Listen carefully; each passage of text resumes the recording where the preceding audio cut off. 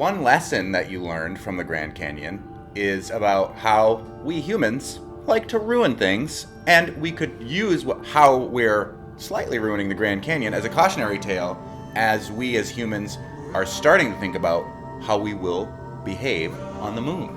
Yeah, so I want to actually divide it up. To talk about these things, one is just the science of Grand Canyon, right? Which is incredible for science. By the way, Monty, just for you, if you have any questions about history, I'll just turn around. Oh yeah, Salman has a Grand Canyon shirt on. Erosion happens, Grand Canyon National Park. It has it stratified into all the different layers, the layered Paleozoic era, all that sort of stuff. That's a cool science shirt.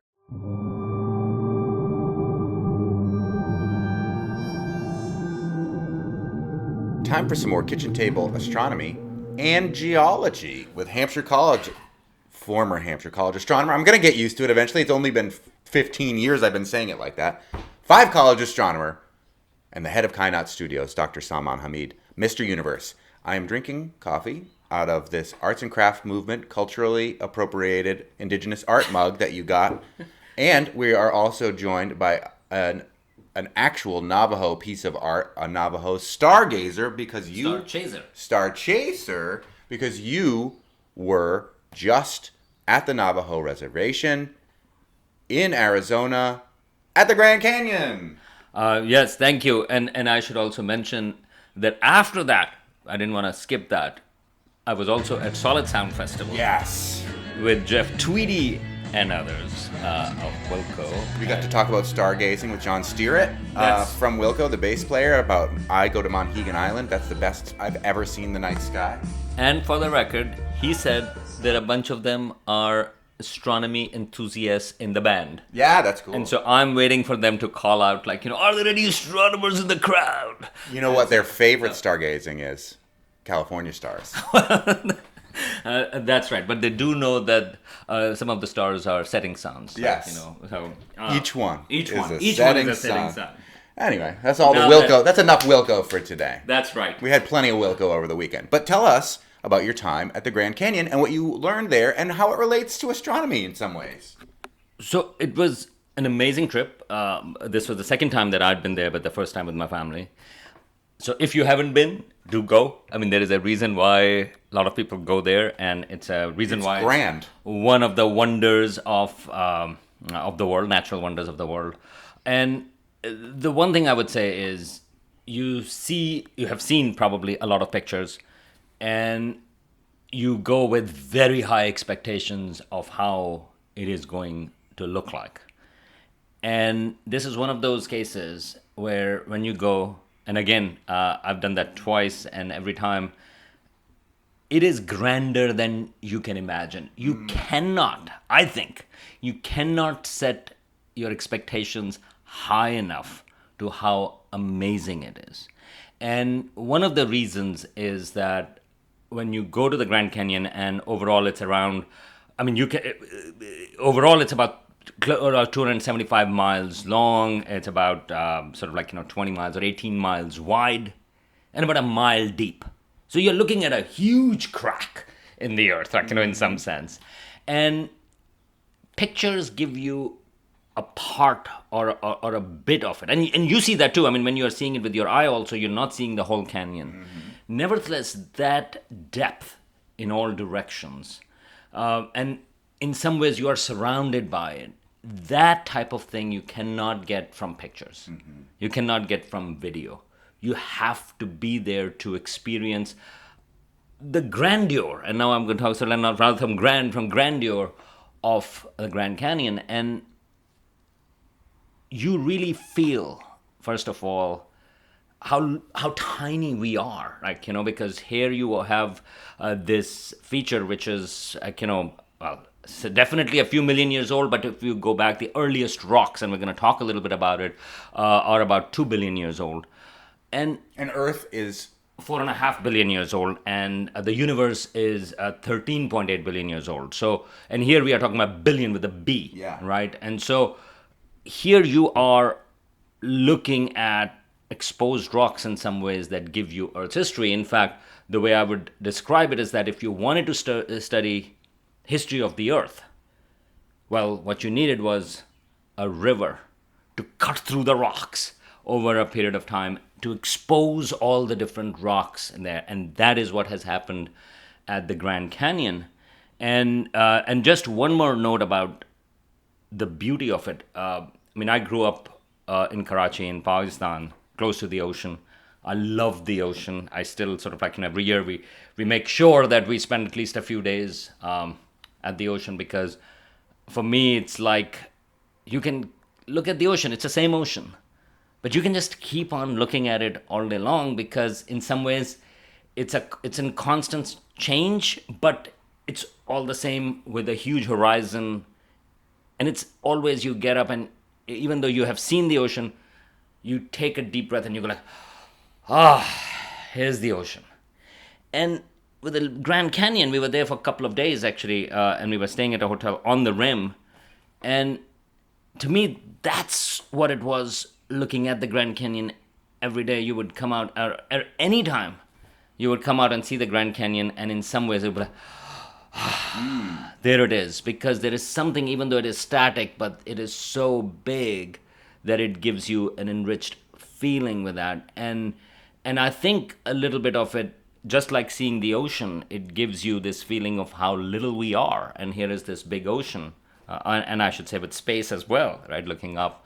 The Grand Canyon also gives you this feeling that, okay, well, we have our troubles, we have all these things, but the Grand Canyon doesn't care. Yeah. And it has been here way before you were, and it's going to be here way after you are going to be. So it's so that was just the feeling, and there is in some ways there is a reason why you can imagine, I mean, why people feel a mystical connection in there. Mm-hmm. And so yeah, so it was I would say and it was all fantastic, and I also got a chance to do a helicopter ride, which was unbelievable, I have to say, because they don't go inside the canyon. Apparently they used to when there were no restrictions. But now they go sort of like, around it, and in some parts they go over it, and that was absolutely incredible. It was a 45-minute helicopter ride, and again,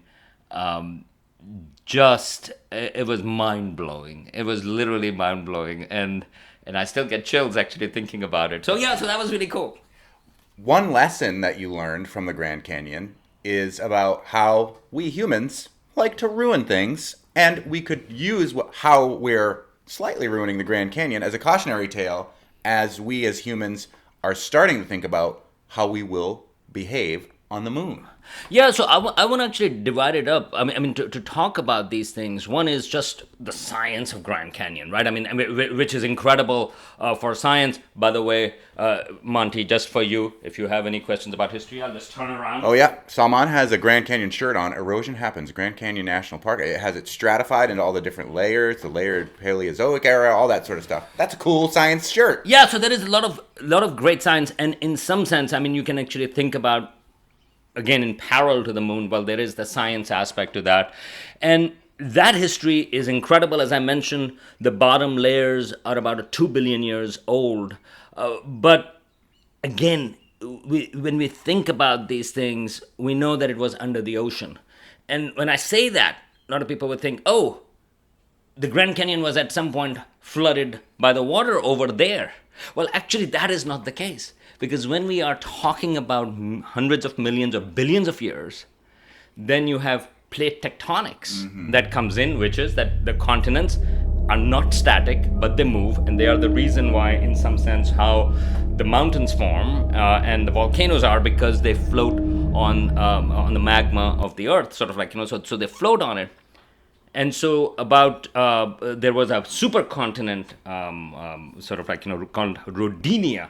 And that was about, I think, about a billion years ago. And not Pangea, a different supercontinent? Yeah, there was before, because they keep on moving, right? And at that time, so it's about a billion years ago, Grand Canyon was not at this place. It was in a different location because of the North American continent. And again, the shape of the North American continent was different. But at the time, it was underwater. Mm-hmm. And so if you look at the fossils, the lowest layers around that time, around 1 billion years or so, would have fossils of animals or of sort of like, that were underwater, or plants that were underwater. And then, of course, it kept on moving. So Pangea, which is I think around 300 million years ago, roughly, at the time, the Grand Canyon was, or the part of the Grand Canyon, so again, you have to be careful about it, but the landmass that is now Grand Canyon was actually in a climate that was like a desert. So you have again a layer, if you look at, okay, well, it is a layer which is around 300 million years old, and you would find actually a different climate in that sense. And then around sort of like 70 to 80 million years ago, there was some uplifting, and that created the Colorado Plateau. So that's what it is. And then, as I mentioned, all of those layers, so this is called depositing, right? So all of these things sort of like, are deposited through various things, through ocean, through other types of stuff, and it's all deposited in different layers. But now you want to see where are those layers, and if you can study them. And so you have a river. And that was about 5 to 6 million years ago. So right now it's all a giant plateau, but then Colorado River starts cutting through this giant sort of like, plateau. And water is one of the most effective ways for erosion to happen. You also have wind, for example, that temperature fluctuations do that. And the Colorado River actually starts to cut through it, and it's only 5 or 6 million years with an M, and it cuts through the river, cuts through this mountain. Now there are a lot of reasons why this is really effective for Colorado River, and it's because there is a slope, so it goes through fast. It has a large volume, especially with floods when they happen. Sort of like it cuts through, and you have because of right now. It's also still a desert environment. You have huge temperature fluctuations. So between hot and cold, it can actually really perfect for erosion. So that has been going for 5 to 6 million years, and that has been able to cut through it. And just one thing I should mention, it's huge.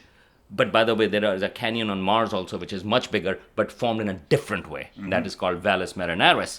So it's a spectacular site for science, but Native American tribes and the National Park Service actually recognizes, I think, 11 tribes that have a connection, affiliation to the Grand Canyon, and they were removed from there.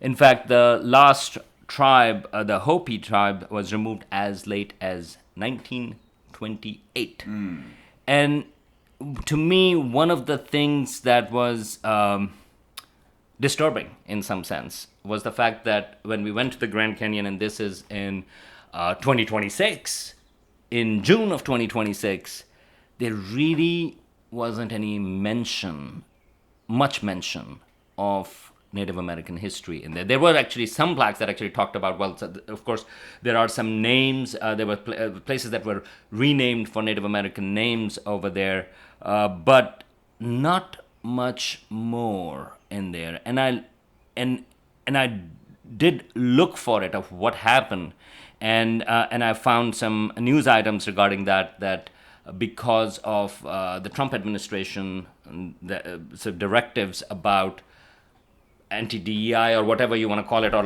or something that that you cannot criticize the U.S. In some ways, that some of the signs had been taken down, and which is controversial. The officials had said we took it out, but but not for that reason. But we are just reviewing it. So they had. So the Trump administration is the signs that refer to the forced displacement of Native American populations from the Grand Canyon. That is, again, I'm gonna put a quote underneath, under review by the Trump administration. But currently not on display. Currently not on display, some of those things. And in fact, if you go there, you can come out without much knowing about anything about Native Americans, as if then. And then I would also say, I have complex feelings about that because, let me say one more thing. There is also a spectacular studio that was built by two brothers, Kolb brothers, and it's located on at the rim. It's a spectacular location. They are the ones who actually really introduced Americans to the Grand Canyon, and they took photographs, and they have fantastic stories. I mean, they were like daredevils. This is an early 20th century. In fact, they went through sort of like, they navigated the Colorado and filmed it in 1911. That's and cool. that film was there. There was actually an exhibit of these brothers, and they built this studio from 1904 to 1926. And again, fantastic. I mean, really interesting story. And so we went actually to their studio and also looked at their exhibit, and there were also footage from it. Really great.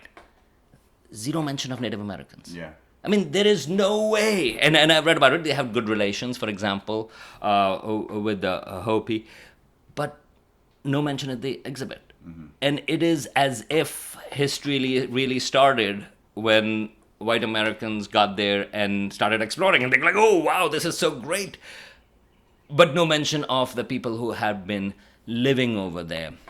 So the complex feeling comes from the fact that national parks, I mean, July 4th is coming, Yeah. 250th of the U.S., and a lot of people do say sort of like the national parks is actually one of the great American, what do you call, invention, or however you want to call it, idea of America's, and I think that is great, and I think It's that is also true. one of the great Ken Burns documentaries, Hampshire alum, PBS Passport. If you remember, you can watch it right now, like you did right before you went to the Grand Canyon. I love that series. Really excellent. Please do see that, and so that idea that it's not the rich people that can have access to these places, and they say, oh, this is private land. To have places which are spectacular, and to have places that are sort of like, inspirational, you say, okay, I can have access to it, but no, I want to make sure. And these decisions were taken. I mean, of course, Teddy Roosevelt was actually part of that. In fact, he was the driving force behind it. But others also, there is a sort of like, a lot of others, John Muir, for example, for Redwood Forest and others. So there are a lot of different things, but they made an effort to preserve it for others and for public access, and to so though that effort is actually extremely important, and I think that is absolutely wonderful. Tying it back into Solid Sound, Mermaid Avenue Evening ended with Woody Guthrie. This land is your land. That's right. This land is made for you and me. On the one side, it said no trespassing. On the other side, it didn't say nothing. That sign was made for you and me. So that is the national parks part, and again, we can think about sort of like the moon to be over there. But I should mention that there is an asterisk to that, because in some ways, Native Americans were also removed from the national park. Yeah. So there is this complication. But what I want to actually perhaps end this conversation about is that we actually, after the Grand Canyon is a national park. We also went to Page, Arizona, which is a little bit north from the Grand Canyon and the southern rim. So we went to the south rim, and over there we visited Antelope Canyon, which is a spectacular thing. You actually have, pretty sure, seen pictures of that, because it became the screensaver in 2009 for Windows one of or the whatever. Mac, actually, one of the things that came up, and also it was a famous cover. I mean, it was also in National Geographic and so on and so forth. So you have seen, if you haven't seen, just do Antelope Canyon, and you're going to find the classic image of that. And that was, you could only go through a tour by the Navajo, and you have to go onto the reservation. And then, and I'm going to mention one other thing over there, and that was controlled. It wasn't overcrowded, and they were making sure that sort of like, it doesn't get destroyed. And one of the things that I found out over there when they were doing the tour of it. There is no photography allowed. I mean, videos allowed of when you are in there. No big equipment or bags and things like that. Antelope Canyon was formed through flash floods, and I mean, again, it has a long history as well. But these days, also, I mean, it gets flash flooded and sort of like water swirls around. Our guide actually gave us a really fantastic demo. I was actually blown away by that. Sort of like just taking some of the sand over there and actually put some water on it and created sort of like explain how this canyon was formed again over millions of years. But when we were in there, she also showed us some holes over there, and she said, "Oh, by the way, these were done by National Geographic." I was like, "National Geographic?" She said, "Yeah, they apparently wanted to film flash floods from inside, and they did not have permission to actually drill holes in there." I mean, this is an old canyon. This is sort of like, you have this pristine sort of like, sandstone over there. But they wanted to do that. And so they broke the canyon. They drilled into it. Please tell me this was a long time ago, not like National Geographic from like 2 years ago, so they could put their iPhone in there or something.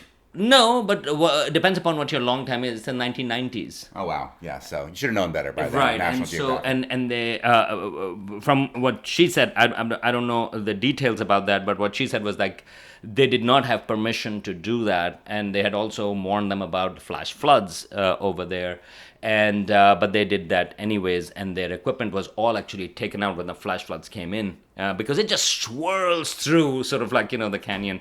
They lost all the equipment, but they also sued National Geographic for the violation of I mean they called it trespassing apparently, and so that is this is a reminder again. National Geographic, I have a lot of respect for that in some ways, and also I mean I grew up reading National Geographic, like great pictures, but this is one of those instances where yeah, you want to do that, but you have to have respect for that, and I'll connect that with. We also went to the Monument Valley, where all the John Ford films, with John Wayne and others, sort of like, those 4 films at least he shot over there. But you have to go on the Navajo reservation to go to the Monument Valley. It is incredible. It's like, sort of like, the scenery is like you are really on another planet. Mm-hmm. And those features, again, there is a whole geology behind it, how they were formed. But to me, the key point was, and this is a long way off, Monty, from when you said about the moon. That is also on the reservation, and there is one hotel on there, on the reservation. It's a big hotel, but there is one hotel that is there. It's built nicely. It sort of merges with the color and everything with the surrounding geology or the surrounding environment. There's one road that you can actually take in as a drive. You need a 4-wheel drive that goes through. You can actually you can go through, I mean, you can look at the Monument Valley from a highway as well, but I'm talking about inside, sort of like, where you can actually go through these areas. They have not maximized it. It's more like, okay, it's a controlled tourism. They can make a lot more money. They can have sort of like, 5 hotels or 10 hotels. This is, you have to go onto the reservation. So you can have more. But they haven't done that. And that gets you this feeling of awe in some sense, because if you are in those places, just imagine if you constantly have music blaring or you have all of this activity and you being flooded by tourists, your experience will be very different than this quiet, and which allows you to really, in some ways, and again, it's not perfect. It's not like, 200 years ago, 500 years ago. I'm just saying that even in the current world, you can get the feeling of what it would be, just being there and sitting there with these amazing structures. And that was leading me to think about the moon, because what would be the future of the moon? How are we going to treat that, which is, awe-inspiring, which is also sacred to a lot of different cultures and things like that.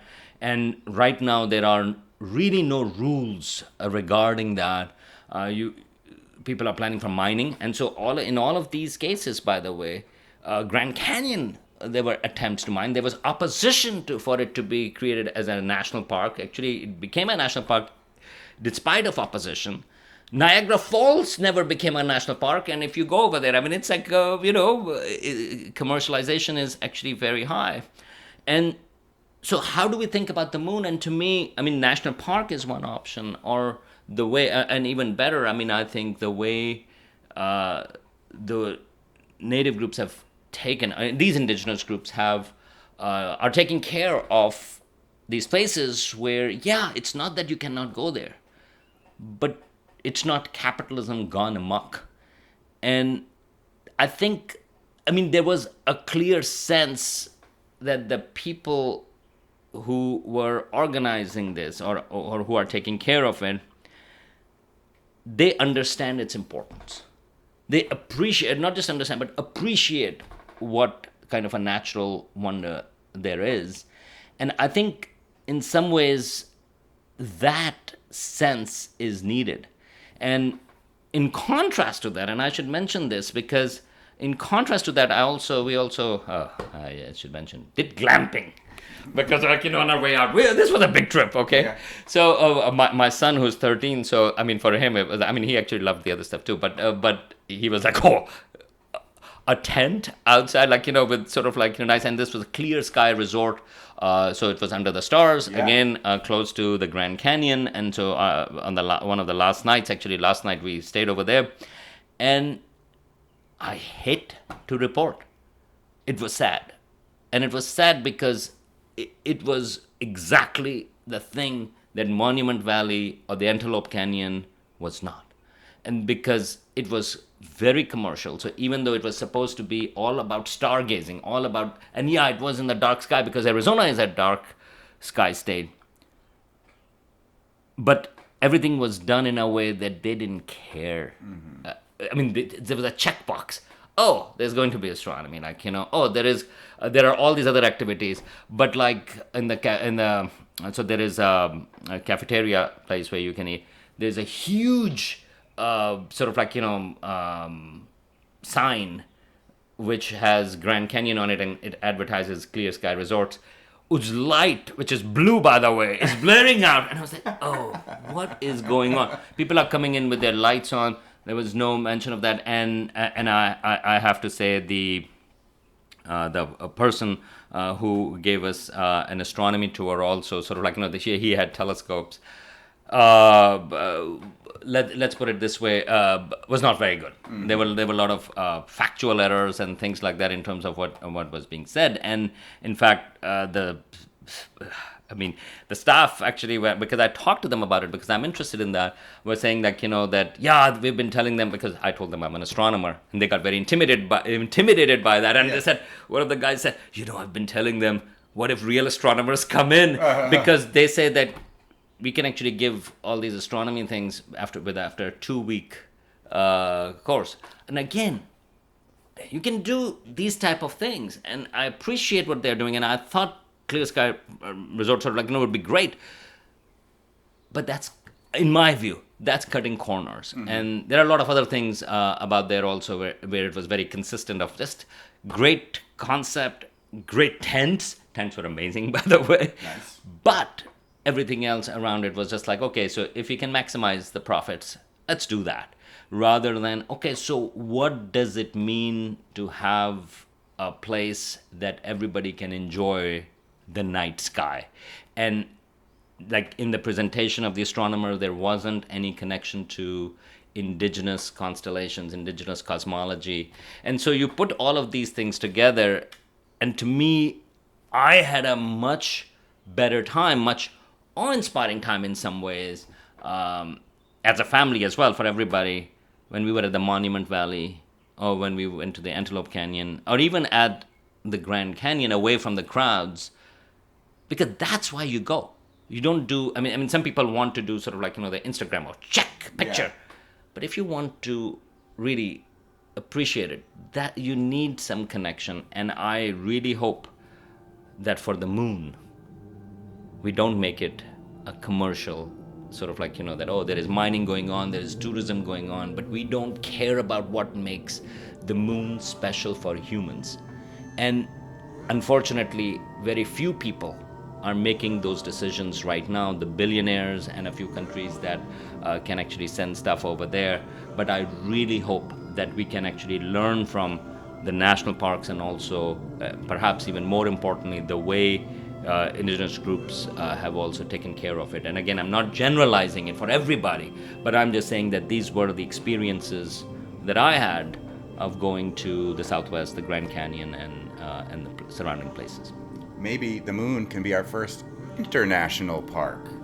We could, as a global community, come together and say, let's preserve this as close as we can as it is. See how well we did with the Grand Canyon? See how well we did with all these other national parks? It can be done.